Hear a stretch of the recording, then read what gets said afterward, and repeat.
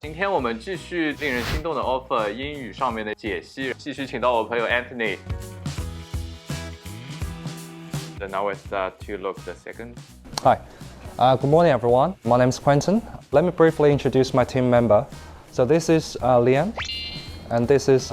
This is a good example of what we spoke about before. He's actually introducing his team members, telling the audience member, these are people that I work with, these are people who may become relevant later on, and that's just kind of a good practice. With respect to your specific request, we have come up with two. So interestingly, the 2 points that I had actually, he said, with respect to your specific request. That's actually a very formal way of speaking, but it's a very good formal way of speaking. Okay. So what he's saying is that I am going to talk about what you actually specifically asked for. Also, we kind of stopped on this, but he's not reading off his cue cards. He has them, but he's not reading them. He's using his slides as the cue cards, which is genuinely a good idea. Would you also bring them with you? I personally wouldn't, because as I say, if I have cue cards, I'm going to be looking down to remind myself, and maintaining eye contact with audience members. If I'm forgetting something, I just leave it because I just assume it's not important. When I practice for a talk, I remember all the main points. If I don't remember it, it's not important. Then I just keep going. I don't want to stop the talk to look down on notes to remind myself of things that are unimportant. And firstly, the presenter risks the reputation damages. The thing I've noticed about his talk is that he's very structured, extremely structured. Not only is he speaking well, he's actually using his slides very well as well. The first candidate did that as well, but she had a bit of trouble introducing the topics.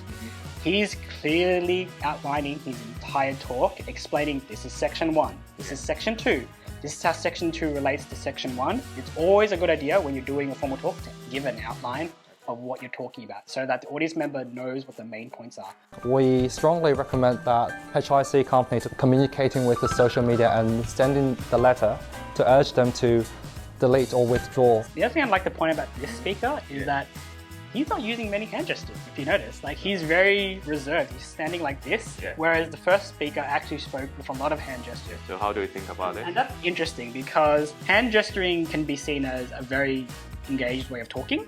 But you have to remember, things like hand gesturing, it's just a technique really, and it's not good or it's bad. In this scenario, this speaker doesn't need it. The way he delivers his words is so strong that he has no need to actually use hand gestures, do this or that. His voice is carrying the talk and the presentation so well. So just to keep that in mind, like, doing hand gestures is not a necessity. If you can speak really well, you don't need it. And second one, we suggested that HIC to make public. Thirdly, we think HIC company could directly initiate. Also, a good thing he did was that not only did he outline his talk, he's actually reminding the audience members of that outline by saying, firstly, this is what I'd like to talk about. Secondly, this is what thirdly. That's always a good idea. It's a very small gesture, but it actually goes a long way to explain, to remind people of like the structure. That's what I think is his strongest selling point right now. He's very structured. And because of that, even though I don't understand the case law, I understand what he's trying to tell me. That Jack Cool might be able to delete or withdraw such negative posts. I just kind of noticed this now. He speaks slightly slower than the first candidate. What that tells is that he speaks very deliberate. That's one way you can sound confident, when you make it seem like you're speaking slower and you're choosing your words carefully. Everything he's saying has a point to it. And I'm feeling that. I can actually see that. And that's why I'm understanding himself so clearly. He's giving me time to kind of consider what he's actually saying. This is actually a very difficult thing to do sometimes in speaking, because sometimes people are just nervous, they rush through it, or they just kind of stumble around. He's not doing any of that. So the difference between him and the first speaker was that the first speaker was just practiced and a bit stilted. He's actually knowledgeable. And he comes off as extremely knowledgeable and practiced. Clients might ask, is the bribery action truly existed?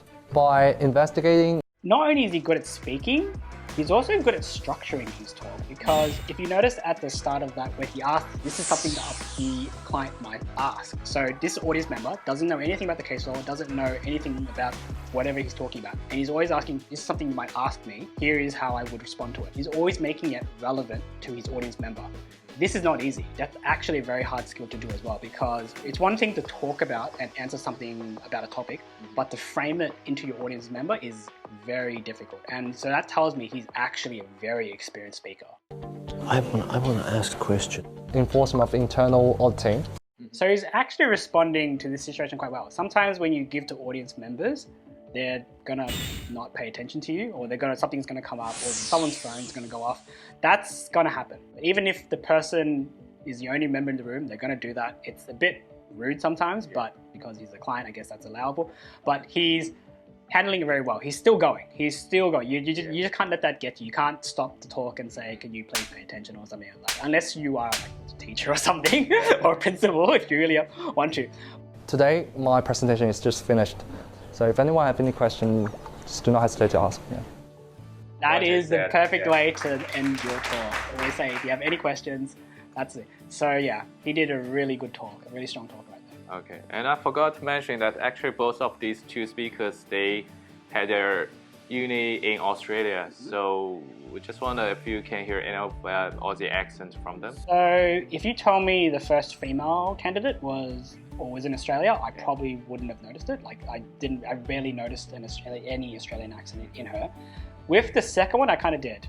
There was a slight accent in him, a very slight accent. You can kind of hear it, and he also kind of speaks in that he has experience with English, and that's probably why he's such a good English speaker, because he probably has like a lot of experience speaking like in English from Australian English. To you, who's the better one in English? The second one is perhaps the better English speaker, not just because he speaks better English, it's also because he's just a very strong speaker. Even though I knew nothing about this court case, I understood him clearly. And if you notice, he was consistent. The way he spoke was a consistent delivery. He didn't stumble, he made very few mistakes, and everything about him was engaged 100% the entire way through. Even though the female speaker, she spoke good English, her presenting skills were not as good as his. For those non-native speakers, do you have any take-home messages for them? Practice your talk, but don't practice it so much that you memorize it. You don't want to appear stilted or scripted. You want to know what you're talking about, but you don't want to give off the impression that you've just literally memorized something. And one thing to always keep in mind to not sound scripted or stilted is to not stand like this. Don't stand like really nervous. Loosen your shoulders, take a deep breath when you can. If you need to take a deep breath, just take the deep breath, all right? If you need a pause, just take the pause, all right? Talking to people, particularly a room full of people you don't know, on subject matters that you know very limited stuff is difficult. It's very, very difficult. It's not just Chinese speakers that struggle, English speakers struggle as well. So just know that everyone struggles with it. Doesn't matter how you sound like, doesn't matter if it sounds stilted or natural. The point is you want to be understood. If you can be understood, then you've done your job. You've done a good presentation. That is the only metric of a good presentation. If you are understood. If they're asking you questions at the end of your talk, it means they understood it. They want to understand it more. Just try to relax, practice it, and be honest about it. And that's the take-home message. That's pretty much for today's video. I'll see you guys in my next video. Thanks, Anthony, again. Thanks for having me. Okay, cool. Bye, guys.